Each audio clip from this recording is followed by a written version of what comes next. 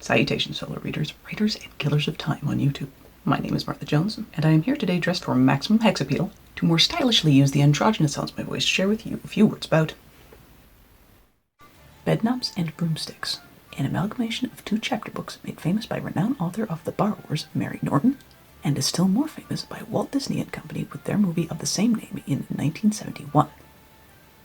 After the runaway success of Mary Poppins in 1964, it is easy to guess, based on context clues, that by the late 1960s/early 1970s, the Disney crowd was interested in replicating the success they'd had with Mary Poppins without replicating the experience they'd had with P.L. Travers, as Travers was fiercely protective of Mary Poppins and damn near guarded her from Disney's advances with a whip and a chair.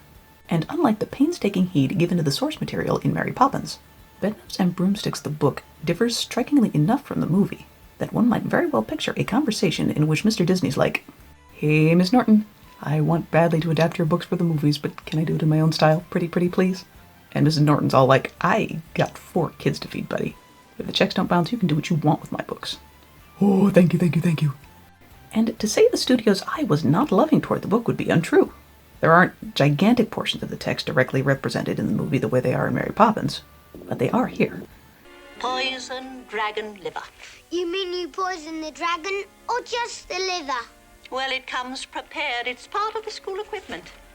Nevertheless, this is one of those instances wherein I would advise not BSing your way through a book report based on movie knowledge alone, because the changes the Disney studio made to the story range from the microscopic, such as changing the children's family name from Wilson to Rollins, to profound changes, like, in the book, there are no Nazis, there's no Blitz, and there is no London evacuation. There are still 3 children named Carrie, Charles, and Paul, who get sent to the country for the summer near a place called Pepperidge Eye. But Miss Price is not their state-appointed caretaker. She's just kind of an old-fashioned country gal who happens to live in their auntie's neighborhood. Then, late one night, they catch her crash-landing her broomstick and help her limp back to her cottage. Miss Price toys with the idea of putting a hex on them to keep them quiet, but they assure her that they are quite susceptible to bribes, and would be honor-bound to give the bribe back if ever they told anyone about her moonlight flights. If we broke the pact, we'd have to give back the valuable object.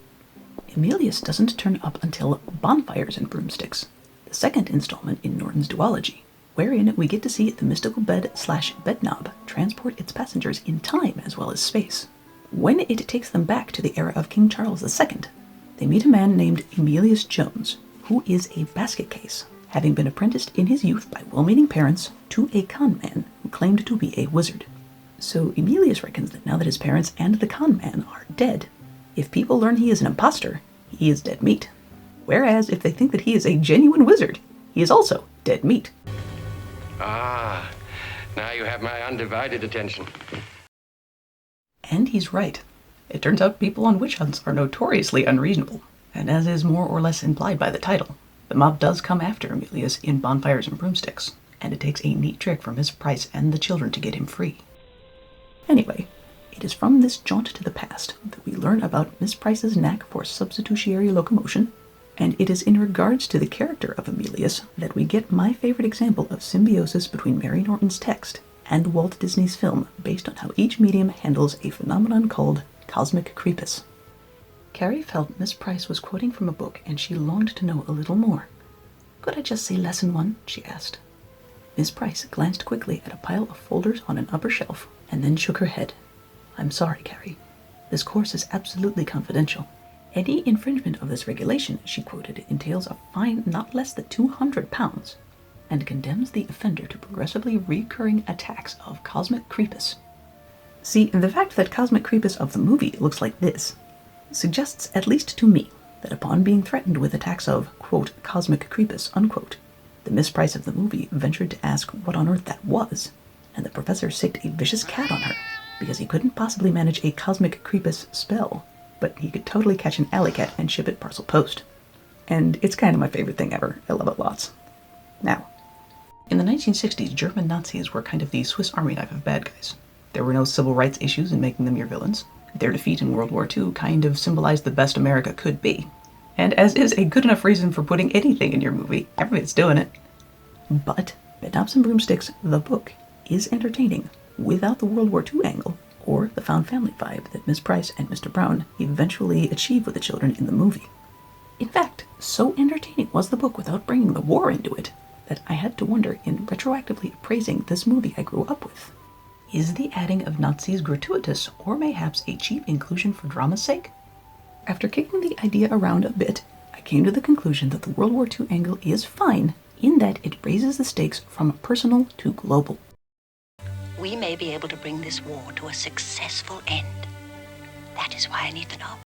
But the personal stakes of the book were perfectly nice. Between broomsticks and borrowers, that was kind of Mary Norton's thing. Slice of life stories with a touch of magic. Our friends, the kids from London, and their witchy companion don't actually have to defeat an entire army of evil forces for the readers to love them and want them to do well by story's end. Because our personal heroes might not be the guys who beat the Nazis, although that certainly was nice of them. Sometimes all we need from our personal heroes is a willingness to help us up when we fall off our broomsticks. Or offer us a hot meal, even if all they know how to cook is flavorless hippie food.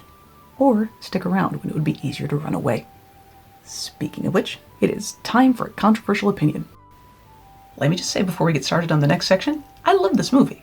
In a vacuum, this movie is fantastic. And I don't want to discourage anyone who hitherto loved this movie from doing so. But I feel like it's important to interrogate our movies, even the ones that seem harmless, for various potential unspoken biases, because not all connotations are accidental, and if we grow accustomed to looking for those biases before the next Bedknobs and Broomsticks comes along, we might collectively be aware enough to clap back by the time the next Triumph of the Will comes along. So when it comes to the cowardly part of Professor Brown's pre-programmed character flaws, I think the Disney studio may have tipped its hand a little in regards to the presumed political leanings held by its target audience at the time Bedknobs and Broomsticks was made. I wouldn't ordinarily assume that, except in fairly recent history. I got kind of snarly about Charles Laughton's Canterville Ghost, how it was the opinion of the movie makers in the 1940s that cowardice was the very worst character flaw there is, and that a real man does not freeze in panic-stricken terror when a platoon of enemy soldiers fires machine guns at him. Honestly, says the army, I ask for so little. Meanwhile, in Bonfires and Broomsticks, for as timid as Emilius is toward the majority of the human race, he adores Miss Price, and would follow her to Mars if that is where she was headed.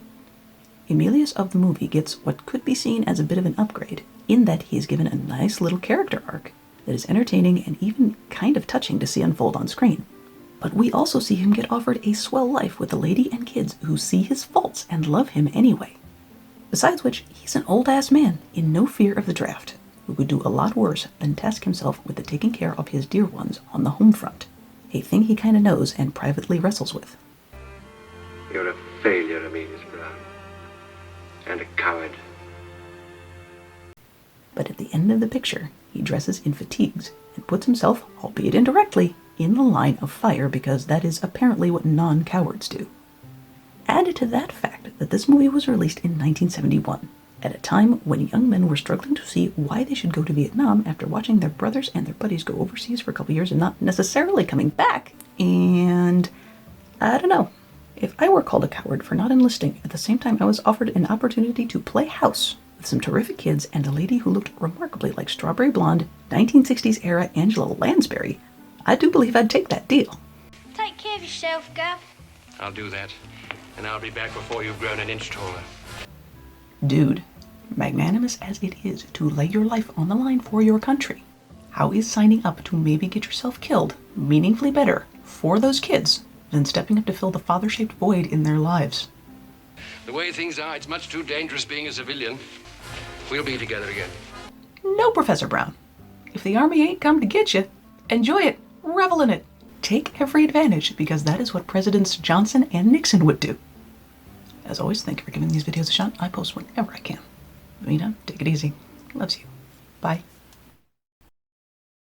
Like my channel, buy my crap, doo-dah, doo-dah. There's no time to take a nap, oh the doo-dah day. Hey!